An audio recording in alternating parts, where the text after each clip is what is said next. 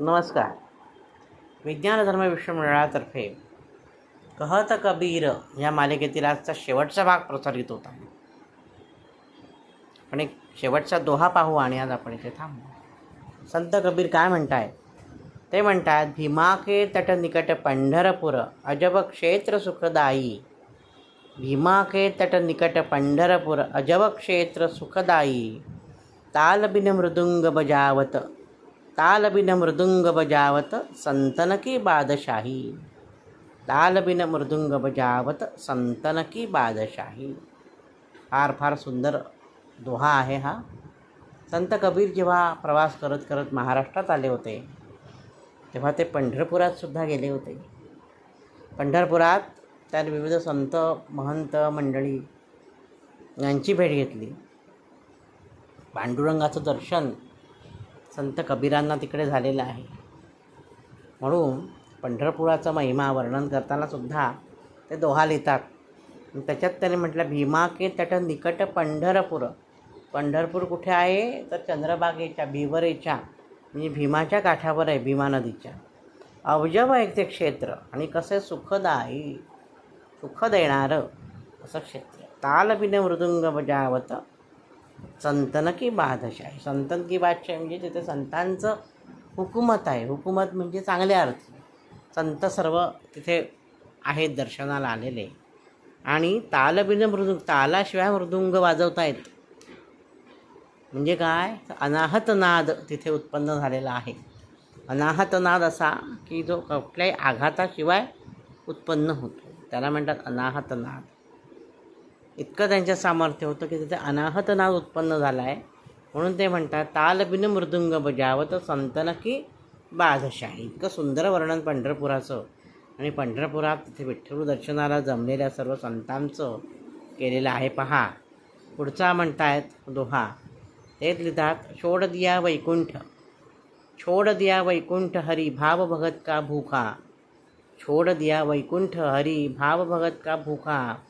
कहत कबीर हरि से मीठा लागत तुलसी बुक्का. कहत कबीर हरि से मीठा लागत तुलसी बुक्का. त्यांनी काय म्हटलं, वैकुंठ सोडून दिलेलं आहे हरीने. का? हरी भावभक्तीचा भुकेलेला आहे. म्हणजे तो वैकुंठातून खाली आलेला आहे. कोणाकडे आलेला आहे? कबीरांकडे आलेला आहे, पंढरपुरात आलेला आहे. तेव्हा मग कहत कबीर काय म्हणतात कबीर, हरीसे मीठा, हरीपेक्षा सुद्धा त्याचा तुळशी आणि बुक्का मला अतिशय प्रिय आहे असं कबीरांनी म्हटलेलं आहे. इतकं महात्म्य आपल्याकडे तुळशी महात्म्य आहे. आपण वारकरी संप्रदायात बघतो, तुळशीची माळ गळ्यात घालतात, बुक्का लावतात. तो बुक्का आणि तुळस ह्याला इतकं महत्त्वाचं आहे की हरीपेक्षा सुद्धा त्यांना तो गोड लागतो.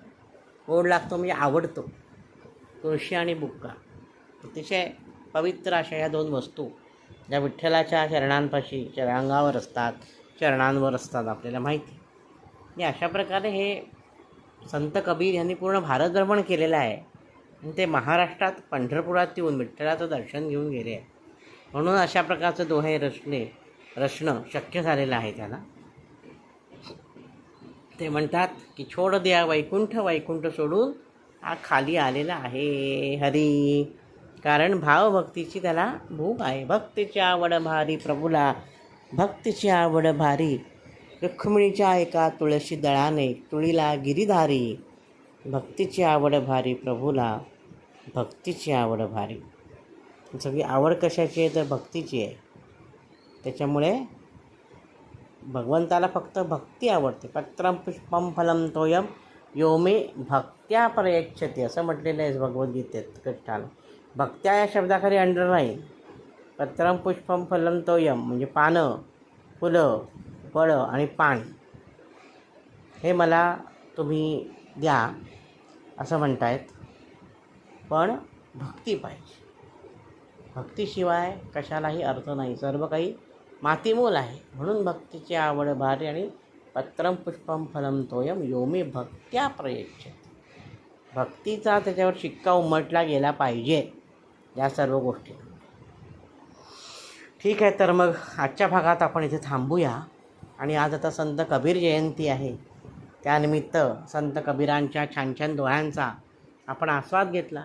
अतिशय मार्मिक माणसाच्या मनोवृत्तीवर बरोबर भाष्य करणारे आणि या शेवटचा दोहा हा आपलाचा हा साक्षात पांडुरंगांवर लिहिलेला आहे.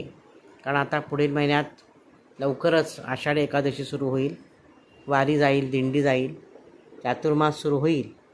त्यानिमित्ताने शेवटचा श्लोक हा मुद्दामून आपण हा विठ्ठलावरचा घेतलेला आहे. माझ्या अलमदमतीप्रमाणे या सर्व दोह्यांचा अर्थ स्पष्ट करण्याचा मी प्रयत्न केला. तर यात काही चुकलं असेल तर आपण सर्वांनी मोठ्या मनाने मला क्षमा करावी असे मी आपल्या सर्वांची विनंती करतो.